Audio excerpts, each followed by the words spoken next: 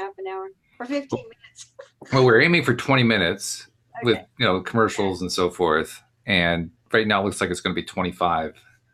And as the first episode, it's crazy because, the actors are still learning the roles, and the roles are kind of being created on the fly, that kind of thing. I mean, we have a script and so forth, but, first episode is always like that. So there's a lot of little detail editing you have to do. I can only imagine what it must be like to do it with professional software, but I have what I have. It's going to be great. Yeah, that's what I think. So, all right, looks like we're live. So why don't we get started? Let's do it.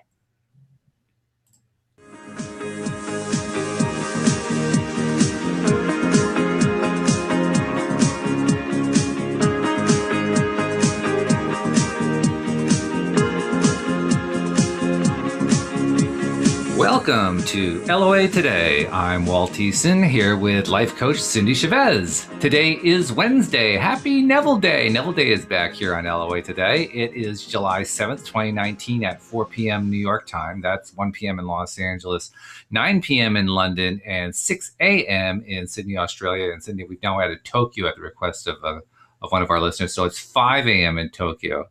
But wherever you are in the world, thank you for joining us for another episode of LOA Today, your daily dose of happy. And I'm happy that my friend Cindie is back from vacation. Oh, I'm happy too. I can't believe it's already the 17th of July. It's kind of amazing. And good morning to Tokyo, 5 a.m. there.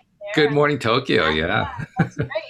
Yeah, no, we had a wonderful time, and we were in a place where there was no internet connectivity. What was funny is I guess it was connecting a little bit, like a second here and there, and, the pieces would finally get put together, because about once a day, when I would wake up in the morning, I would look at my phone because I use it as a clock, and I would say, what time is it? And there would be all these pushes and emails and different things, but I couldn't look at them and I couldn't reply. So and it was really nice to have that break from all the technology, and just I fell asleep in a hammock for the first time ever, and just gently swaying back and forth looking at this beautiful lake. And it was very, very nice. That's beautiful. The day before we left to go on vacation, I went to take a letter out of my mailbox, and as I pulled the envelope out, something else came flying out, and then I realized it was a little tiny mama bird that was mad as hell and squawking her head off. Oh no. And I looked in, and there kept being little bits and pieces of a nest in my mailbox, and we kept taking it out, but she must have made this nest. And there were 4 little eggs in there that are about a half long each. And so that was before the 4th of July. So I'm thinking that any day now we are going to have baby birds in the mailbox. An interesting form of delivery. Right. So I put a second mailbox out, and I put a sign on the one that says bird nest, and a sign on the other one that says, please place mail here. And the mail carrier has complied. And so we're all waiting to see, the baby birds. But I read somewhere this morning that said having a bird nest, on your property is good luck. So I'm going to take it and say, excellent. Okay. Well, if nothing else, it's also fascinating. I mean, for whatever reason, she decided that was the place to have her babies. What an interesting thing. It is a Carolina wren. They're really small, like their body's like a little round body, like the size of a golf ball. They're just tiny. And from what I've been studying, the father bird makes like half a dozen to a dozen nests. Wow. And then she picks the one she wants, and she'll put like the really soft grass inside the one she wants, and she'll lay her eggs in there. And I thought, wow, that's amazing.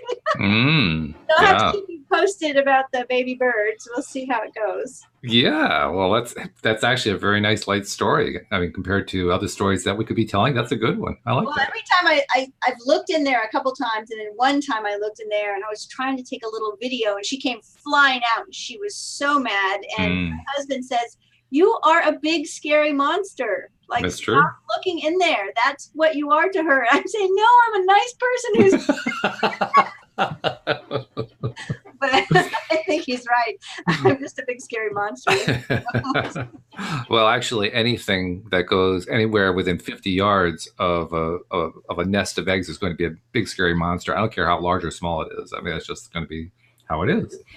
Yeah, and so the bird community, they're trying to protect the nest, and they get very loud and squawky. But That's funny though. Well, they say that the what's post office going on? delivery. They say post office delivery is improving. I think we can now see that there's a sign of that. There's an actual delivery room in the post office box at your house. That was good. That was good. Well, we came home from vacation and we had a hurricane, so we were also protecting the mailbox through the hurricane. Yes, yeah. I take it that everybody came through okay.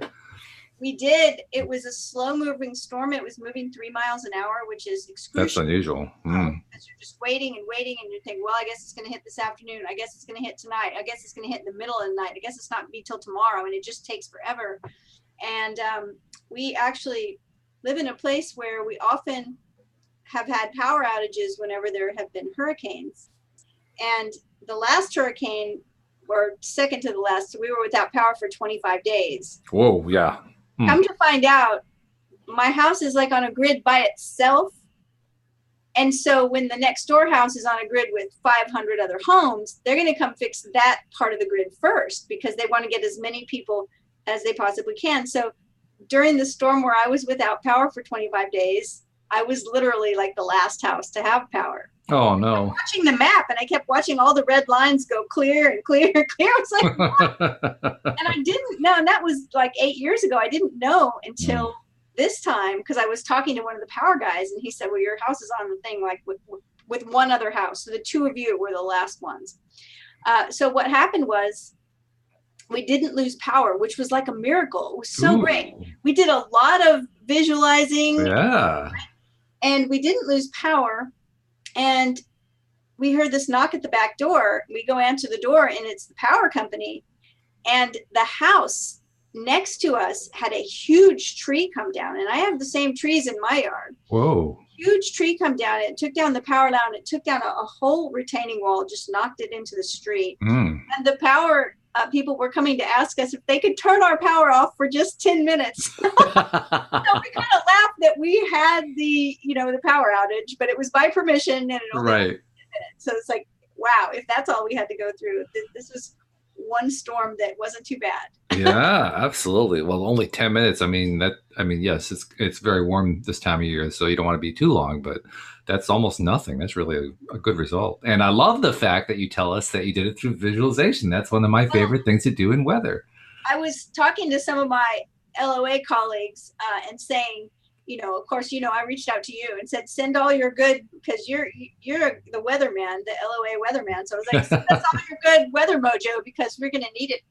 And in the conversation with a couple of my LOA coach colleagues, it hit me. I said, oh, I'm going to start visualizing myself doing things that require power, right? Right, exactly. Refrigerator, watching the TV, all the things that you have to stay inside that you have your power on, because I've been without it. That's really not fun when it's 108 degrees with the heat index.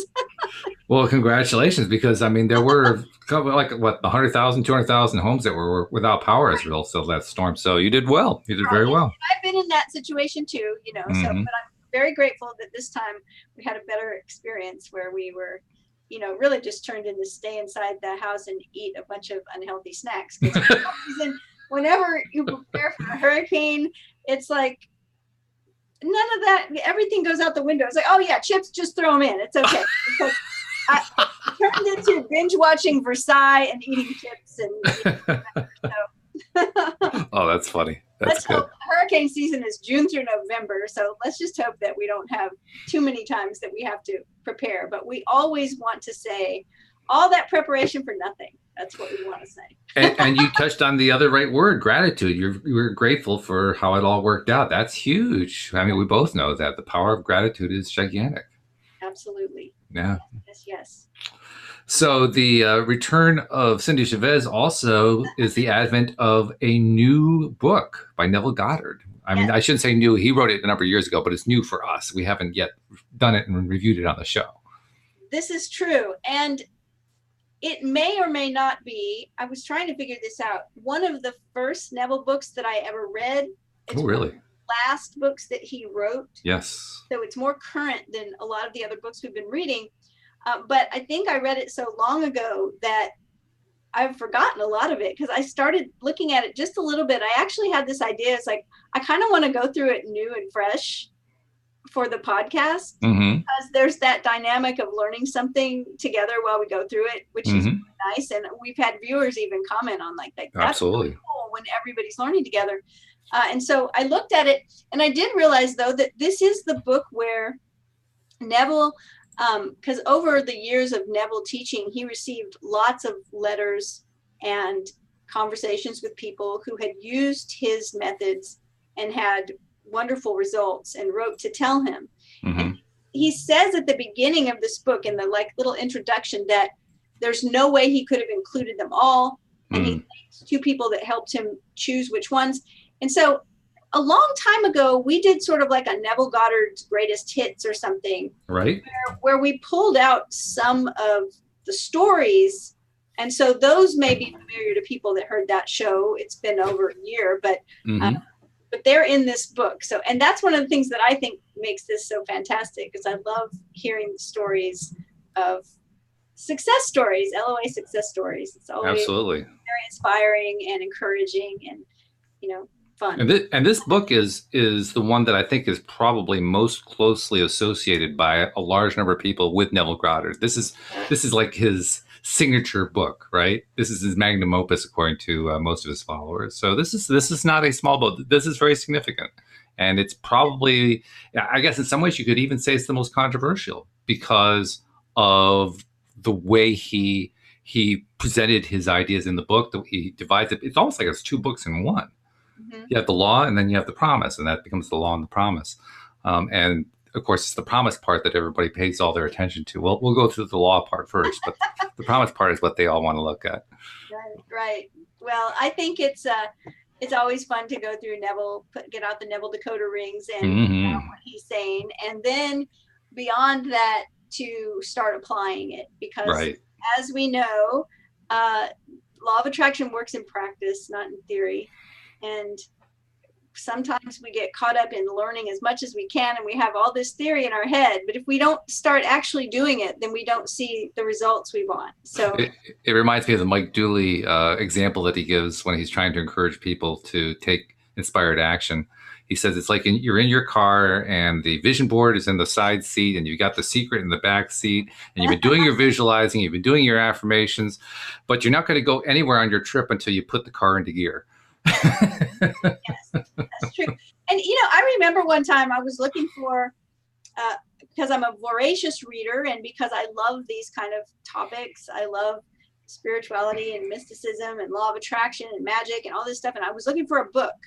And I don't mean I was looking for a specific book like in my house. I was like searching for a new book. And I heard very clearly, I'm not going to say it's an audible voice, but it was that inner voice that's so loud sometimes. It said, Cindie, you don't need a new book. You need to put it into practice. Read in the other books. And I was like, oh, kind of, okay, that's true. That's true. This is where the coach has to follow her own coaching advice. Yes, right? Right. It's so much easier to just, you know, other people. just dish it out there. Hey, I don't have to do anything. You're the one who has to do all the work. Well, before we get into the book, I want to make sure I get our promotional announcements made. I have been warned off by one of our wonderful listeners about using the phrase "getting them out of the way," because she's right, they're important. So I want to make sure that we get them in there because they are so important. And they're very simple. First of all, in case you have not heard the announcement, The Grass is Greener, the audio play series that Alex and I have been working on for quite some time, is scheduled for its world premiere this Friday at 10 p.m. New York time. We are going to start doing a live stream at 9:45. It'll be through a channel like this one on YouTube. It's actually going to be a separate channel for the Grass is Greener page on YouTube. But I'll include links here in the episode here that you're listening to, and we're publishing them all over the place. So please feel free to join us for the live stream, and we'll actually be playing the audio, the first episode during the live stream right at 10 p.m. New York time. So it's exciting. It's getting very, very real. And like I was telling you, Cindie, before the show, it's becoming even more real because I'm still editing. I'm 3/4 of the way done with the editing, and I've got like 2 days left to finish it. It's like, oh my God, I'm up against the deadline. Ah! I feel like Walt is famous for setting a deadline that's like, oh no. What have I done? That's how we get it done, right? But it's so exciting. I can't stop smiling about it. I have had from day one of hearing this idea just so much positive, good feeling about it. I'm just very excited. I'm excited too. I like I told Alex yesterday. Yesterday was the first day where I actually started feeling nervous. So there's a nervous excitement going on right now, but I'm still excited, and it's fun putting the you're basically piecing together all the different scenes that were recorded by our wonderful cast of actors and our director. And as you're piecing it together, you're telling a story, but you're doing it through sound. You can't use any video, because it's an audio play. Right. So you have to present a background noise, whatever's appropriate for what's going on. So like in the very first scene, they're outdoors. So you have to make it sound like you're outdoors. And it's actually in Los Angeles. So you have to have all this traffic going on. And and as people are moving around, they're walking. So you have to have the footsteps walking on the pavement. And, it's interesting trying to piece all that together. You feel like, wow, you're actually a sound engineer. Right. You're a Foley artist now. That's right. Amazing. That's fun. So anyway, you can find the live stream on YouTube by searching for The Grass is Greener. I'm sure we'll start popping up pretty soon, even though I created the channel yesterday, but it probably shouldn't be too difficult to find. And in case you can't, just look in the links for that. There'll also be a link for subscribing to the podcast itself, which will have its first episode once we actually publish it on Friday. Now, also, we want you to subscribe to this program, LOA Today, which we do 5 days a week, in part because every single episode is a completely different episode, different topics. I mean, basically, the way I like to look at it is LOA Today is about life because the law of attraction touches every area of our lives. So most of the people who listen, Cindie, I can tell you roughly 85, maybe 90% varies from episode to episode, 85 to 90% of all the people who download the podcast episode each day are subscribers, which is very cool. But that means there's 10 to 15% who aren't subscribers. So you're the ones that I'm talking to right now. I want you to go to loatoday.net, and at the top of the page, you will see instructions on how to use your particular device to subscribe to the podcast. And then, of course, once you do that, it's really quick. It happens in about 30 seconds. And then once you've done that, make sure that you share the fact on social media so that other people can get their daily doses of happy as well. And by the way, when we record these, we live stream these recordings as well to YouTube. So look for us on YouTube. Go to YouTube and do a search for LOA Today podcast videos.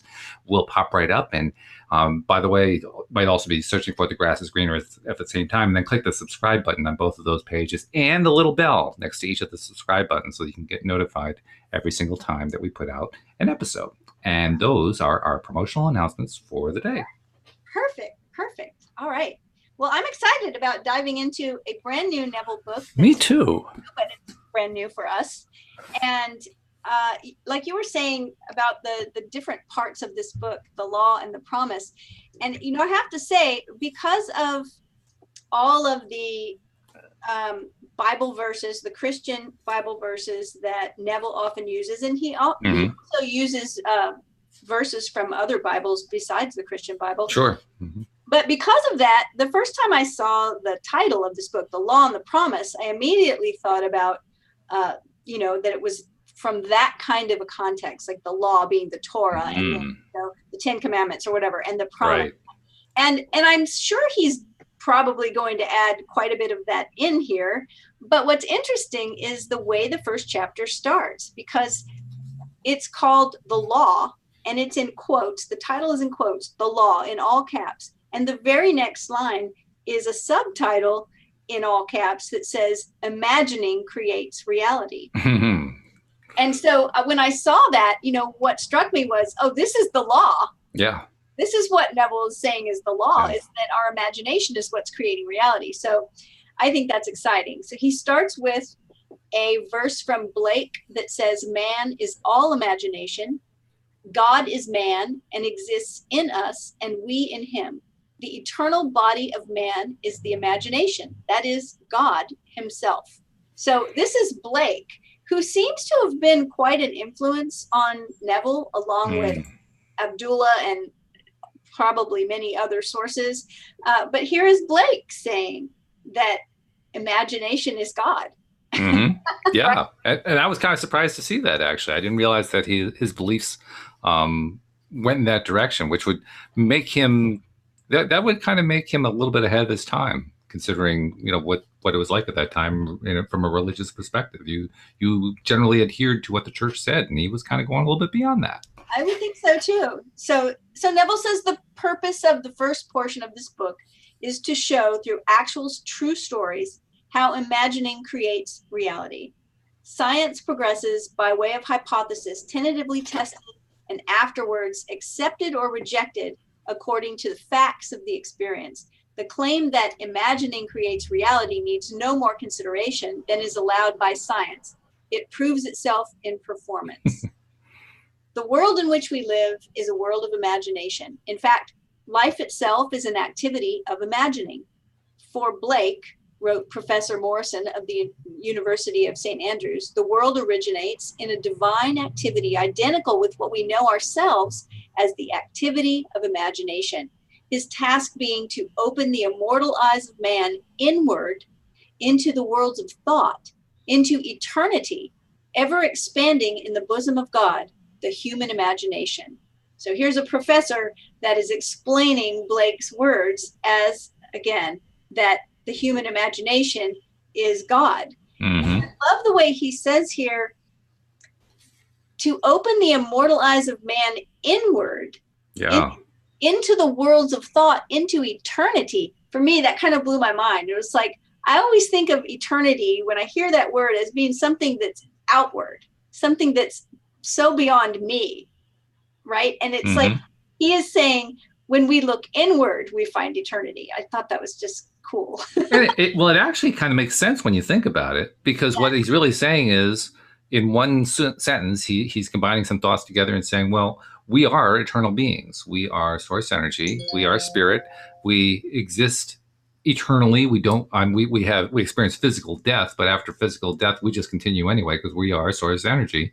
And as a result of having that perspective, so to speak, what we can understand is that when we look within, we're basically looking into our eternal selves, and that eternal self has endless connections to it. I don't know how else to describe that. It has endless pieces of itself. It's almost like an echo that goes on forever. Yes. I was just going to say an echo that goes on forever. And you said, like, yes, that's exactly. And it's like, there's a lot of power in that, right? Yes. So Neville says nothing appears or continues in being by a power of its own. Events happen because comparatively stable imaginal activities created them, and they continue in being only as long as they receive such support. The secret of imagining, writes Douglas Fawcett, is the greatest of all problems to the solution of which the mystic aspires. Supreme power, supreme wisdom, supreme delight lie in the far-off solution of this mystery. That's information for me, actually. I didn't realize until I read that sentence that I was a mystic. Because that's what I aspire to. It's like, oh, really? That makes me a mystic? Okay. Yes. Secret of imagining is what the mystic aspires to. So yes, you are officially now a mystic, according to Douglas Fawcett. So when man solves the mystery of imagining, he will have discovered the secret of causation, and that is, imagining creates reality. Therefore, the man who's aware of what he is imagining, knows what he is creating, realizes more and more that the drama of life is imaginal, not physical. Now, this is where we start talking about the difference between creating. We always say we're all creating everything. We're all creators. And conscious creation. Mm-hmm.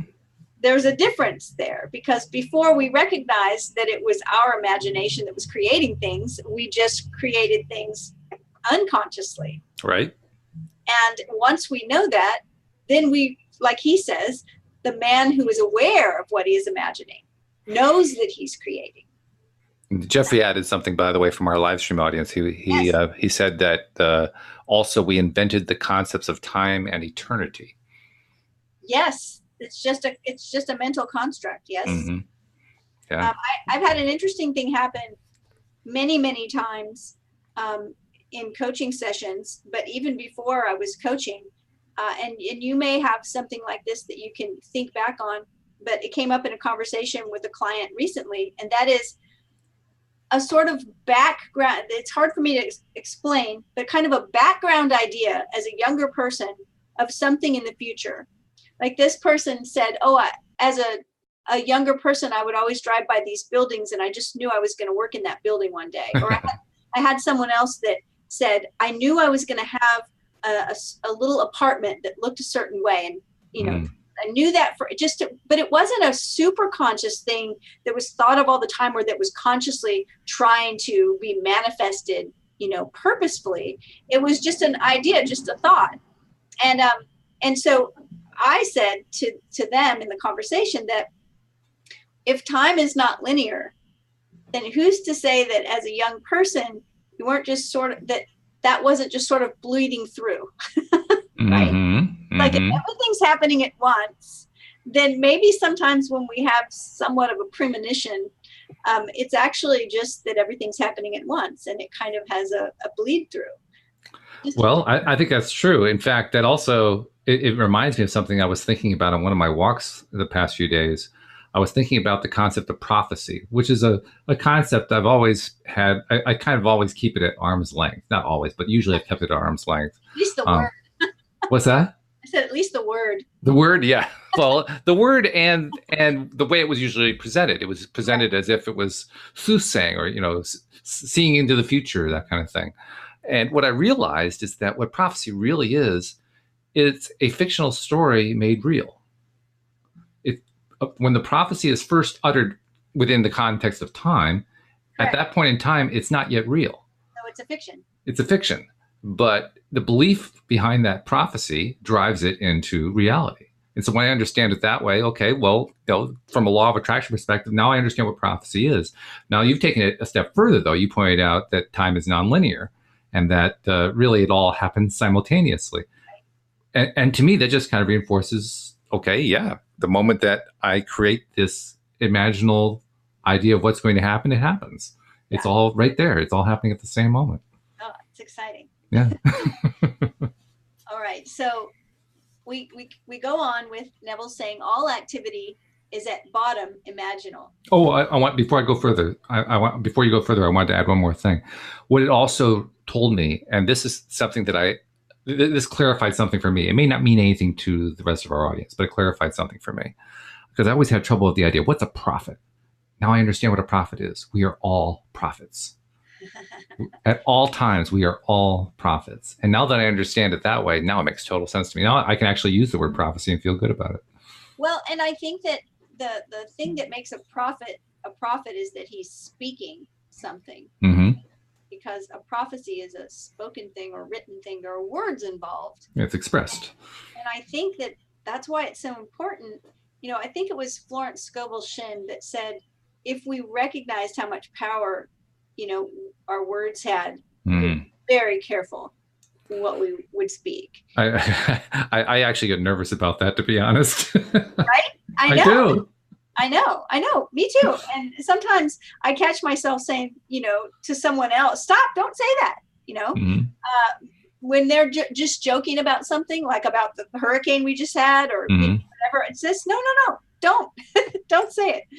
But on the other hand, I've also gotten to the point where I'm a little bit less concerned about the words because of what we understand now. And this is a big concept of Neville's. It's more of the feeling than it is the words. The feeling is what drives everything. The word is how we kind of encapsulate the thought that we associate the feeling with.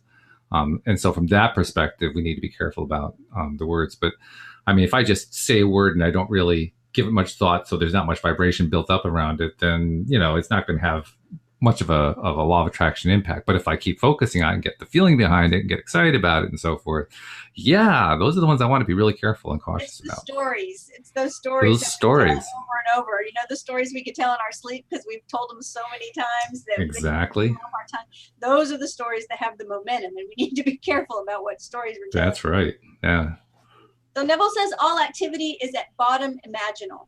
awakened imagination works with a purpose. It's kind of what we're talking about right now, right? It's just Mm-hmm. not that we just think things willy-nilly, but that we are conscious about it and we're purposeful about it. He says it creates and conserves the desirable and transforms or destroys the undesirable. Mm-hmm. There is a... It sounds exactly out of Abraham. I mean, literally, that just sounds like Abraham to me. It's choosing between the preferred and the not preferred. There's this idea of destruction, but everything gets destroyed for new things to happen. Yeah, constantly. So I like that this is worded this way. Divine imagining and human imagining are not two powers at all, rather one. Mm. Here we go again, right? Because he's been saying all along that our imagination is God. So he's saying there's no difference here. The valid distinction which exists between the seeming two lies not in the substance with which they operate, but in the degree of intensity of the operant power itself. Acting at high tension, an imaginal act is an immediate objective fact. Keyed low, an imaginal act is realized in a time process. Now, this is kind of what we've been talking about as well. Mm-hmm. How much momentum it has. Yeah, right? Absolutely.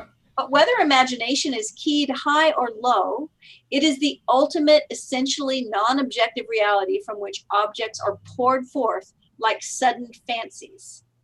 He took that from Hermann Kerseling, Count, The Travel Diary of a Philosopher. Oh. That phrase, ultimate, essentially non-objective reality from which objects are poured forth like sudden fancies. No object is independent of imagining on some level or levels. And we talk about this all the time when we say that everything started out as a thought. Right.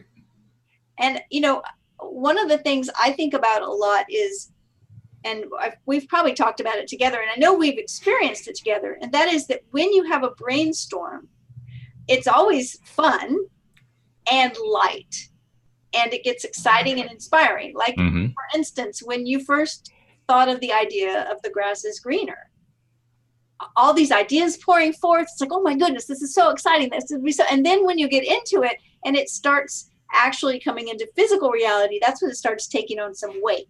It's not so light anymore, right?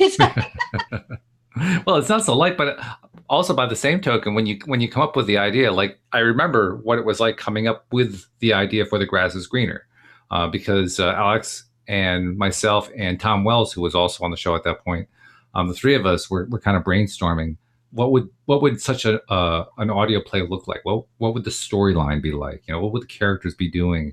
What kind of problems would they run into, and so forth? And as we're dreaming this up, we come up with the idea. I think Alex came up with the name "The Grass Is Greener." I love it. Yeah, and it was perfect. But at the time that we came up with it, there wasn't a whole lot of thoughts coming through our minds. I mean, there were a lot of potentials. I mean, we could kind of see a lot of different directions. But at that moment in time, honestly, it was a fairly light idea. And I mention that because I have a feeling that the most effective ideas in terms of what we're trying to direct are the ones that we don't try to turn into this great big ball of twine before they actually get going. I agree. And I think that lightness is part of it. Yeah. Or a big part of it. Okay, so let's keep going. Everything in the world owes its character to imagination on one of its various levels. Objective reality, writes Fitch, is solely produced through imagination. Objects seem so independent of our perception of them that we incline to forget that they owe their origin to imagination. The world in which we live is a world of imagination, and man, through his imaginal activities, creates the realities and the circumstances of life. This he does either knowingly or unknowingly. That's what we talked about a minute ago. Right. Creating it just because that's what we do as humans, or creating it consciously, knowing what we want to create. And being aware too, by the way. It's being aware that, I kind of try to remind myself of this every once in a while. I'll look around the room and I'll say to myself, imagination created every single one of these things that I see around me. All of these things started as imagination first. And I remember the first few times I started to do that, a number of years ago, boy, was that a hard concept to get. I actually feel like I've graduated to kindergarten. I've gotten to the point now where I can get it a lot of the time. But I mean, it's still mind blowing to me. I mean, I like to do this example all the time. I'll pick something up and I'll say, this hard, solid object started out as just an idea. Wow. Yep. It is mind blowing. It is. And as we go through life and experience the things we're experiencing, we're hearing them, feeling them, smelling, all of our senses, it's still all just being created in our mind, right? That's right. So Neville says that men pay too little attention to this priceless gift, the human imagination. And a gift is practically non-existent unless there is a conscious possession of it and a readiness to use it. All men possess the power to create reality, but this power sleeps as though dead when not consciously exercised. Men live in the very heart of creation, the human imagination, yet are no wiser for what takes place therein. The future will not be fundamentally different from the imaginal activities of man. Therefore, the individual who can summon at will whatever imaginal activity he pleases, and to whom the visions of his imagination are as real as the forms of nature, is master of his fate. The future is the imaginal activity of man in its creative march. Imagining is the creative power not only of the poet, the artist, the actor, and orator, but of the scientist, the inventor, the merchant, and the artisan. Its abuse in unrestrained, unlovely image making is obvious.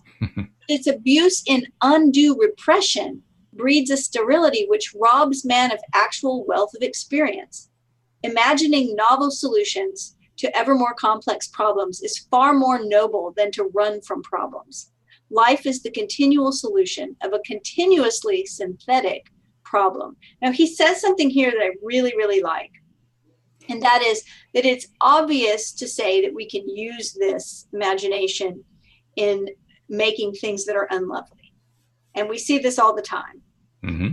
But it's a worse abuse to not use this tool, right? Because that's what actually will rob us of wealth, of a wealth of experience, is just abusing it by not using it. It's an interesting thing because this is the closest I think he's ever come to making a moralistic statement. And talking about, using this as a solution to complex problems being noble is something that we don't see in his earlier work, or at least I don't remember it, because it was more about just the problems aren't really there. Right. And now he's saying, imagining novel solutions to ever more complex problems is far more noble than to run from problems. And that life is the continual solution of a continuously synthetic problem. I really, really like what he's saying here. Okay. Imagination creates events. Or he says imagining, so the act of using our imagination. Imagining creates events. The world, created out of men's imagining, comprises unnumbered warring beliefs. Therefore, there can never be a perfectly stable or static state. Today's events are bound to disturb yesterday's established order. Boy, we're seeing that this week. We've seen that a lot. Yeah. And in fact, I got to mark this page because this is very significant stuff right here. Imaginative. Walt, are you using a highlighter? No, I'm not using a highlighter, believe it or not. No, Cindie and I have talked about this a lot. She likes to highlight books, and I consider it to be something like, attacking the book. But when I want to mark something, no, I'll use a Post-it note. So I'm marking with a Post-it note. I was sort of teasing, but I got excited. I know. No, I don't keep highlighters anywhere near books. Sacrilege. I love this idea. Today's events are bound to disturb yesterday's established order. Yes. Imaginative men and women invariably unsettle a pre-existing peace of mind. Now, think about that. Imaginative men and women invariably unsettle a pre-existing peace of mind. Yeah. This just reminds me of, Good Trouble, right? It is. Right? Do not bow before the dictate of facts and accept life on the basis of the world without. Assert the supremacy of your imaginal acts over facts and put all things in subjection to them. Hold fast to your ideal in your imagination. Nothing can take it from you but your failure to persist in imagining the ideal realized. Imagine only such states that are of value or promise well. This is something really useful for all of us right now, I think. Yeah.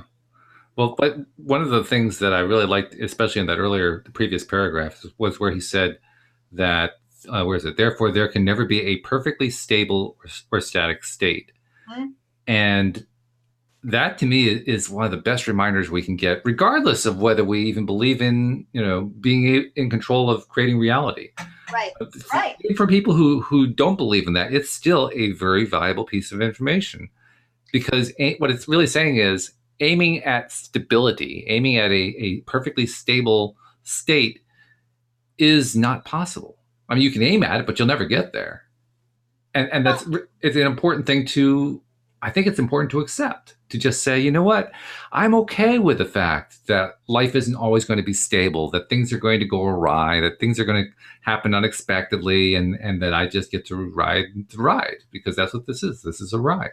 Right. And, I like that you can take that idea and you can apply it to your own personal life experience and expand it out as far as you like to the world. Right. But everything's always changing and moving. It is. We all have ideas of what, he uses the word ideal, right? We all have ideas of what would be ideal for the world, right? Mm-hmm. And the truth is that it's always going to still be changing. That's right. Even if we got there, even if we recognize some ideal that we hold, it wouldn't be static. And indeed, when you look at what he's been teaching us all along in all of his books, and which he is quite clearly laying out in this book, since everything is, all the physical world, so-called, is actually just imaginal, it just literally exists in imagination, then of course, how could it be anything other than constantly changing? Because our imaginations constantly change, our focus constantly changes, our thought patterns change. And he actually uses the word, looking back to it again, warring. Yeah. Warring beliefs. Right. Warring beliefs. Mm-hmm. So, we're going to have that. We're going to have, other people are going to have different beliefs than we have. And they are going to, be conflicting. And it's okay. Not only is it okay, I would say it's a necessity. It's necessarily desirable. It is both desirable and a necessity. And it recalls to me a conversation I had with somebody on social media very recently, within the last week, and in which I don't know what it is. Lately, Cindie, I've been drawn more and more into political discussions that I didn't really want to be in the first place. But I saw somebody make a comment, and I foolishly commented back, and it turned into a long-term discussion in which I finally understood that what the person I was talking with was saying was, we need to get everybody on board thinking the same way. And that's what he called unity. He said, unity, this unity is what we need to aspire to. And it really, Neville actually was part of what stopped me there. It was Neville and Abraham, was both basically saying, you're barking up the wrong tree there, buddy. You're never going to get there. You're never going to have unity. And thank goodness for that, because if we had unity, we would have only one perspective in life. Everybody would have exactly the same perspective. And boy, would that be dull. Right. And that's the point that I was making, is that even if we got there, think about a small group. Even if we got everyone on board thinking the same thing, one of 2-3 million things is going to happen. But, either someone else is going to join the group that thinks differently, or somebody in the group is going to change their mind, because we have an imagination. It's the beauty of what we have going on as humans. We have an imagination, we have creativity, we have our own unique thoughts and perspectives. And so it's actually a really great thing that things aren't static. We don't want that. Definitely. I agree with that. Yeah. I aspire to living a life that has that kind of contrast in it, as Abraham calls it, that has that, what Neville calls the wars of ideas, the wars of perspectives and viewpoints. And some of them are probably going to end up being violent because that's what some wars are, but not all of them. A lot of them are just going to be, I am fighting you and you're fighting me because we have different ideas. And okay, well, that's the way it's going to be. Well, I celebrate that. That's actually a good thing. That kind of diversity actually makes life interesting. The world is violent and there are a lot of unlovely things in the world, and that's the way it is. And part of us probably wants to experience all of that. Yeah. Doesn't mean that I want to pick violence all the time. Absolutely. I really never do. I always opt away from violence. Right. But so do I. Yeah. The point I'm making is that, we all have unconscious things going on as well. Mm-hmm. And I believe we came here to experience the variety. We came here to experience everything. But there's part of us that thinks we only should ever experience anything good. And so we're working on that, right? Well, I actually think that the two very nicely go together. They dovetail because, yes, I mean, you and I both agree we don't really want to deal with anything where it's actual physical violence going on. We really don't want that part of our lives. And what we learned through our studies of law of attraction theory, Neville Goddard, Abraham, other teachers, is we can attract the kind of lives we really want. I mean, it doesn't really matter what, if a war is going on somewhere around the world, we don't have to be a part of that. We can focus on what we prefer instead, and we will experience what we prefer instead. So it's not like we're stuck. It's not like we're locked into, oh my God, we're in this warring environment and we're going to get caught into this. No, that's not the way it has to be at all. But by the same token, I'm glad that freedom is there for that to happen. And to me, part of the interesting thing about being alive here on Earth is, well, Abraham says, well, and I know this is a Neville discussion, but I always like to bring Abraham in because I like some of the things they say. Abraham says, in answer to the question, why do we even bother to come here if there's all these terrible things going on? Well, because we want to taste chocolate and because we want to experience colors. And you can only do things like that when you actually bring yourself into this imaginal physical realm. So it's actually a good thing. There's a lot of great things that happen, and we can pick and choose which ones we want to experience. But I certainly wouldn't want to eliminate what creates that imaginal realm. And part of that is that war of ideas, different perspectives. That's how you get this kind of a realm. All the stuff we think we don't want. Yeah. So it's what causes us to experience contrast, and it's what causes us to decide what we do want. Yeah. And get in touch with all of that. So I really love that in this chapter that Neville talked about using our imagination and creativity to create solutions. Mm-hmm. Right. And that I really love that he's saying this. All right. So Neville says to attempt to change circumstances before you change your imaginal activity is to struggle against the very nature of things. Okay. How many have ever done that? Raise your hand. My hand is up. We talked about this all the time, is when something needs to happen and we're like, okay, what do I need to do here? And then, an hour into the process, we start thinking about alignment. Right. It's like, alignment first. There can be no outer change until there is first an imaginal change. Everything you do, unaccompanied by an imaginal change, is but futile readjustment of surfaces. I have that highlighted with a pink highlighter in my paper book. Everything you do, unaccompanied by an imaginal change, is but futile readjustment of surfaces. I love that phrasing. If I were a highlighter, I agree. That's the one I would highlight. That's a good one. Moving things around. And really imagining the wish fulfilled brings about a union with that state. And during that union, you behave in keeping with your imaginal change. This shows you that an imaginal change will result in a change of behavior. However, your ordinary imaginal alterations as you pass from one state to another are not transformations, because each of them is so rapidly succeeded by another in the reverse direction. But whenever one state grows so stable as to become your constant mood, your habitual attitude, then that habitual state defines your character and is a true transformation. So we see this all the time, right? When we're trying to develop a new habit or something, mm-hmm. We do okay for a few days, and then we find ourselves going back to what our old habit was, because we haven't changed in the imaginal state. So this is what Neville is pointing out, that we have to have that state grow stable. And we do that by using our imagination. Now, he makes a rather controversial statement in the next paragraph. So this is going to be interesting. He says, how do you do it? Self-abandonment. And, a minute ago we were talking about when he used the word destruction. This was actually exactly what I was thinking of, is that in order for us to move into a new experience, a new identity, we have to be willing to destroy the old identity. Mm-hmm.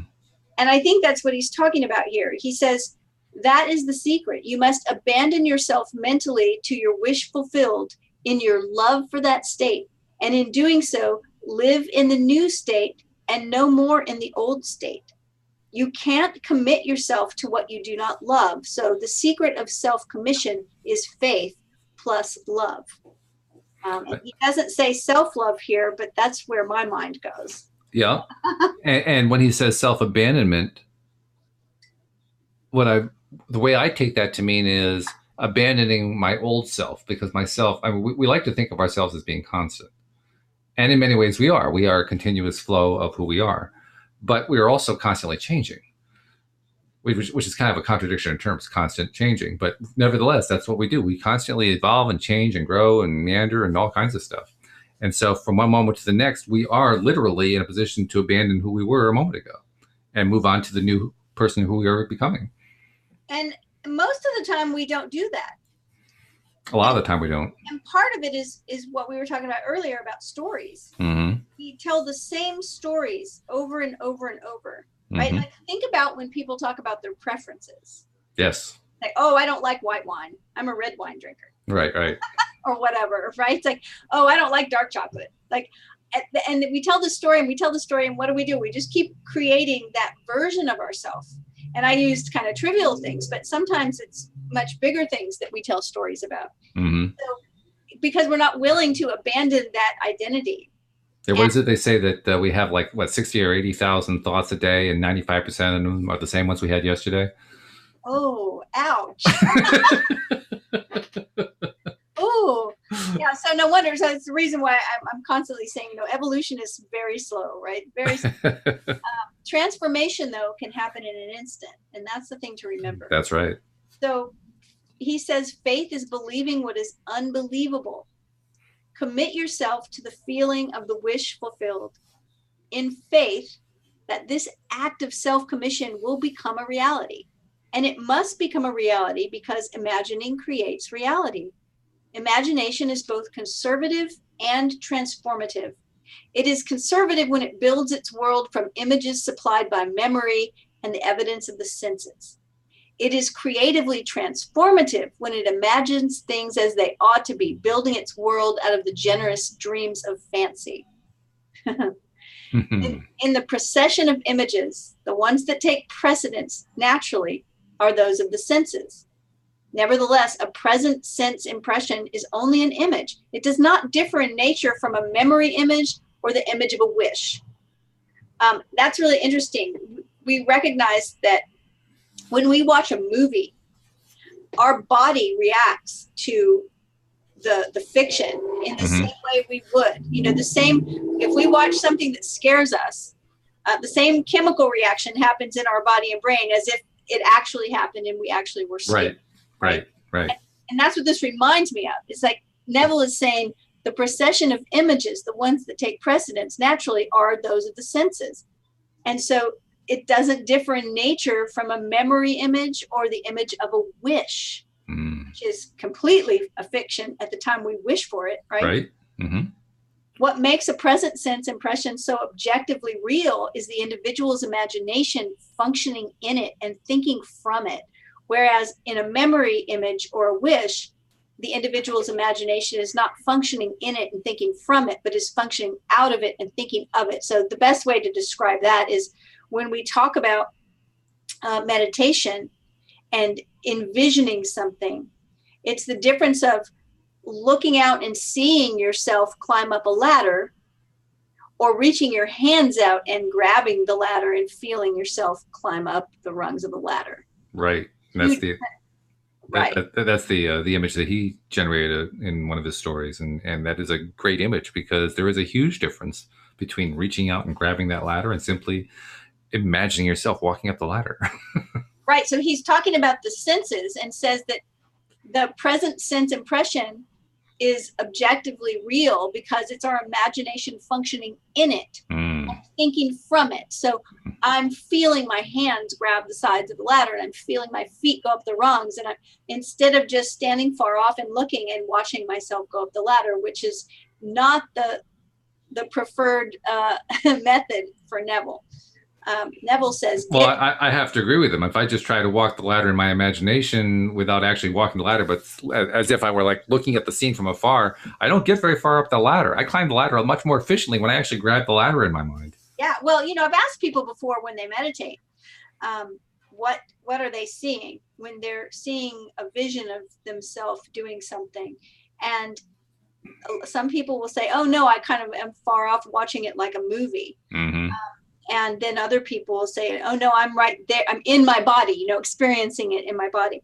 And so that's what Neville instructs us to do, is think from it, to assume the feeling of the wish. And it's worth talking about for a second that when we talk about feelings and assuming the feeling of a wish, we don't have to be talking about emotions, but there's the feeling of my hands on the ladder and my feet on the floor, or my feet climbing up the rungs. Those are all things that we can physically feel. And so imagining those feelings, we want to assume that feeling. He talks about if someone were to be desiring a promotion, that they could imagine someone congratulating them and reaching out and shaking their hand. To me, those are sometimes easier to conjure up imagination than feelings, right? Especially when we're taking the time to do these kind of methods because we want something to happen that's not happening.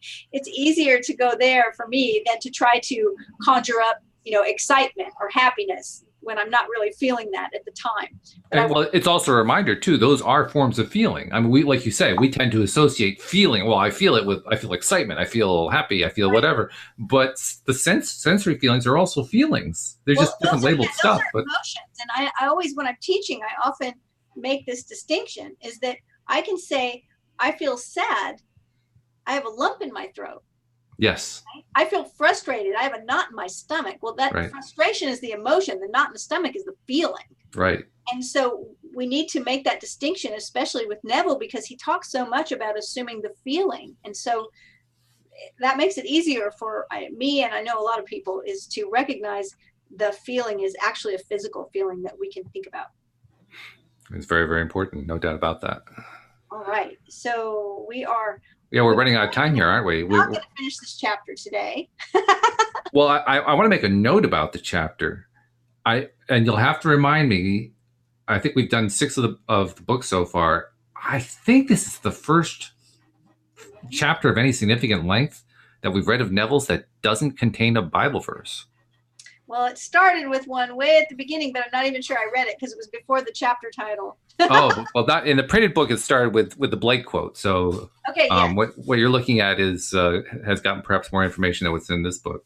Well, what I think the verse that was at the beginning is actually like at the cover page of the book itself. So it's really, you're right, it's not in this chapter. So we went this far with it. That's almost mind blowing.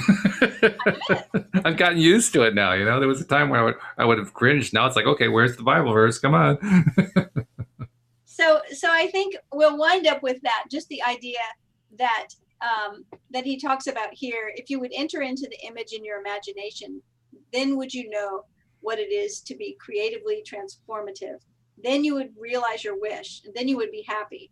Every image can be embodied, but unless you yourself enter the image and think from it, it's incapable of birth. So it's not going to bear any fruit if we're just gazing from afar, but we need to actually sense that we are thinking from that spot.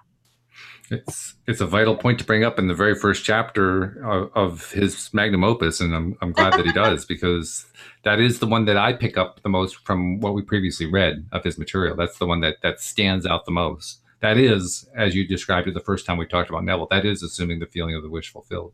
That's it. Yeah. Yeah. So, all right. Well, we're off to a good start. We'll finish this chapter next week, I'm sure. Well, I think so. We're well into it, so we'll finish it next week. We'll probably get into chapter 2 as well. But we're going to be with this book for a while. This one has it's like over 20 chapters in it, I think. Yeah, I think we're going to be in here for a while. Yeah, well, maybe not four. I guess about 14, 15 chapters, but they take up a nice chunk of this collection of stories here. So I know it's a good sized book. We're going to enjoy it. Anyway, yeah, oh yeah. But it's so great to have you back. Thank you for returning to us so happily and in such fine fettle. I'm glad that your vacation was such a wonderful vacation too. So It was great. yeah, it's a good thing. So I look forward to talking with you next week. Thank you to our live stream listeners. Thank you to our podcast listeners as well. And we will see you all next time here on LOA Today. Goodbye, everybody. Bye, everyone. If I can turn on the music. For whatever reason, the music isn't playing. That's right. Here we go.